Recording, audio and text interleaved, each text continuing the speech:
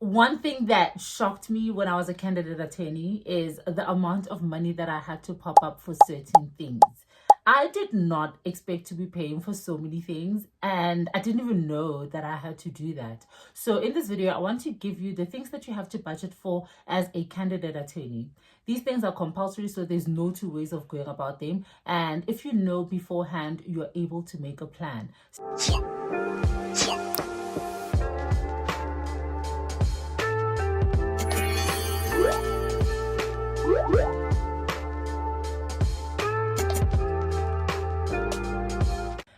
Hey, what's good, beautiful people? Welcome to my channel. My name is Shella, or you can call me your lawyer bestie. And I'm an admitted attorney of the High Court of South Africa, which means that once upon a time, I was a candidate attorney. I was a misinformed candidate attorney. I was just so excited to get articles. I didn't even know what to expect. I didn't even know candidate attorneys at that time. So nobody could tell me the things that I had to budget for beforehand. But don't worry, I've got you. Let me tell you what it is that you need to budget for as a candidate attorney.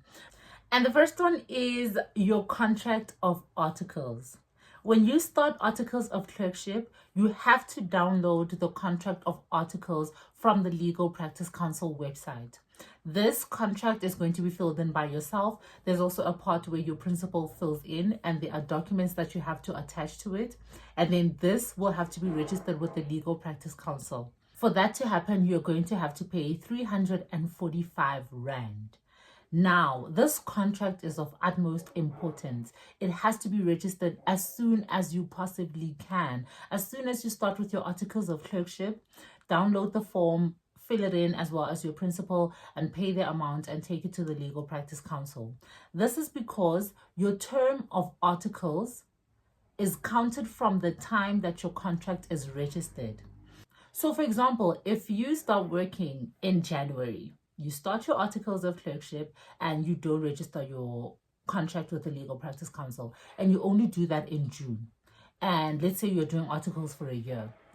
You cannot, or you will not be deemed as you have finished your articles next year, January, because your contract was only registered in June. So 1 year from the time that your contract was registered, meaning June, until the following June, that's a year.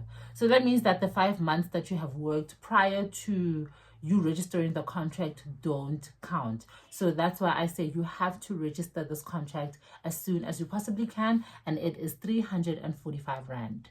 The second thing that you have to put in your budget is law school. That is PLT, Practical Legal Training.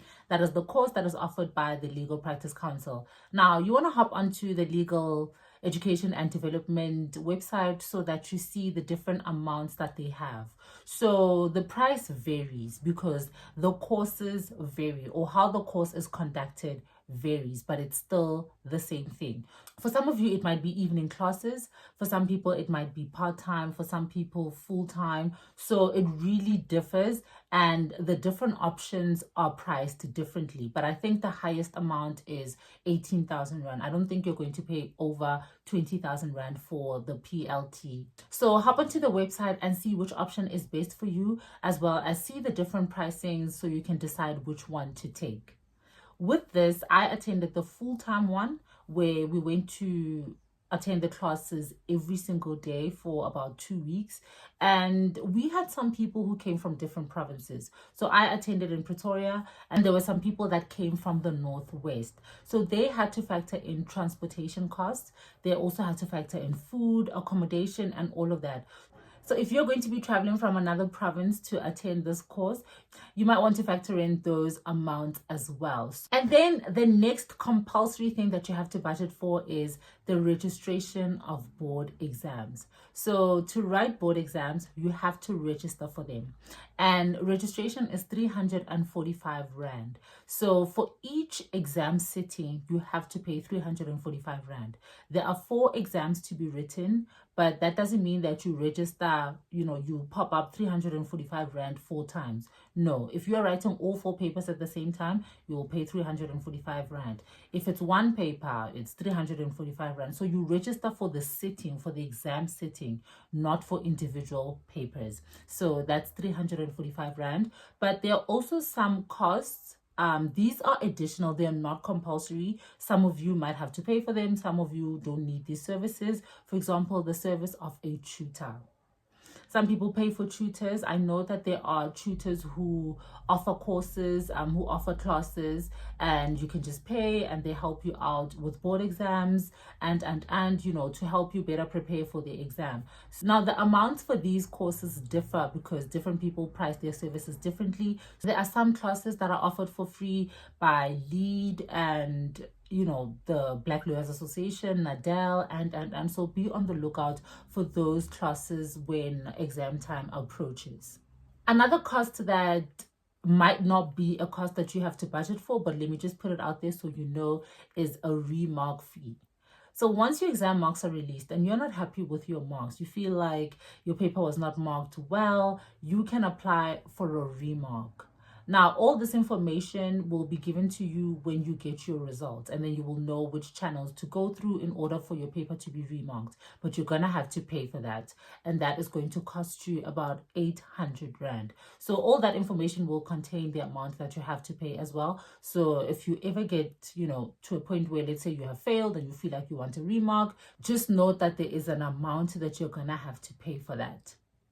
And then oral exam, if you get between 40% and 49% in the exam when your results are released, you qualify for an oral exam. And you don't pay for an oral exam is free. So you'll just have to factor in your transportation costs from where you are to where the exam or the oral exam venue is.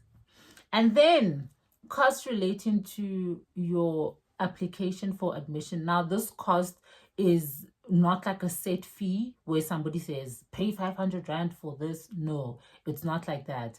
But just budget for your admission. This is one of the mistakes that I made. I did not budget for my admission. You know what? I actually didn't budget for anything. Let me not even single out any single event because I didn't budget for much.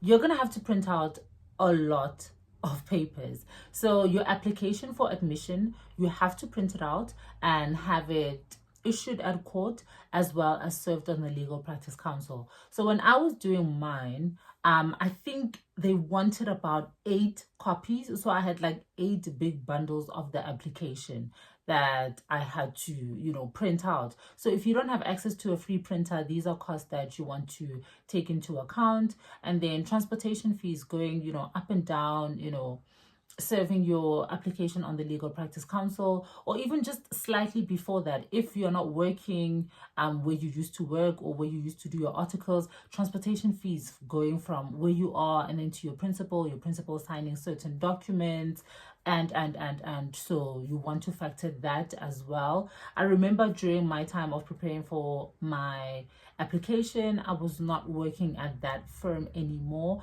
and I had to go there because I had to get certain documents signed.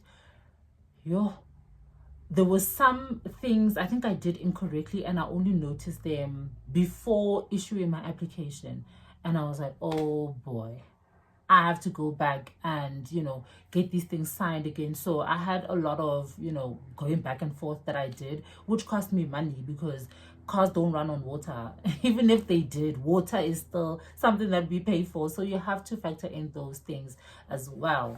And then another thing that I want you to be mindful of is your day of admission. After you have gone through that stress of going up and down with your application for admission and there's also the day of admission. For some of you, you might want to get a new outfit. You want to get, you want to do your hair a particular way. You want to get shoes because you are so proud of yourself. You're rewarding yourself for that journey and you want to take pictures and you want your family to be there to support you.